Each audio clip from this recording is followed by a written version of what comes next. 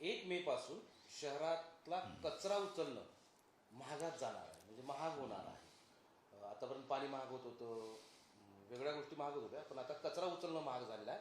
पूर्वीच्या आत्ताची जी कंपनी काम करते तिला वर्षाकाठी 30 ते 35 लाख कोटी रुपये द्यायचे, आता मात्र 100 ते 125 कोटी द्यावे लागणार आहेत. आणि हे सगळं का असा प्रश्न नागरिकांना पडलेला आहे आणि याला जबाबदार कोण आहे, त्यांच्यावर कारवाई काय होणार असाही प्रश्न उपस्थित आहे. बघा, पूर्वी कचरा उचलला जायचा, त्यांना 35 कोटी रुपये किती देत होते मला माहीत नाही, परंतु 35 कोटी रुपये देत जरी असेल तर त्या दिल्यानंतर सुद्धा शहराची कचऱ्याची स्थिती कशी होती, आंदोलन का होत होते, कचरा रस्त्यावर का दिसत होता, हाही प्रश्न मनाला विचारा ना.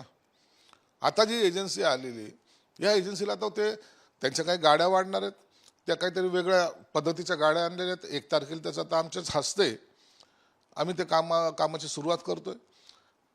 एखादा प्रयोग करताना हे पैसे जर वाढत असतील तर त्याच्या मागचं कारण काय हे पाहिलं पाहिजे. मला नेमकं यांच्यातला डिफरन्स का वाढला याच्याबद्दलची मी माहिती घेतलेली नाही, मी ती घेईल निश्चित. परंतु याचा लोकांवर भुर्दंड बसतोय हे जरी मान्य केलं, परंतु शहर स्वच्छ असलं पाहिजे हेही आपल्याला पाहावं लागणार आहे. म्हणून ह्या दोघांमधला फरक हा कशामुळं वाढला, का वाढला, याची सुद्धा मी चौकशी आयुक्तांना बोलून त्यांच्याशी चर्चा करून निश्चित करेल. परंतु मला वाटतं एखादा प्रोजेक्ट आता रन करताना तातडीने त्याला ब्रेक देण्यापेक्षा त्याला आपल्याला हे जे काही टेंडर असेल किंवा काही असेल हे कधीही आपल्याला थांबवता येतं किंवा रद्द करता येतं, हा अधिकार कमिशनरला आहेच आहे.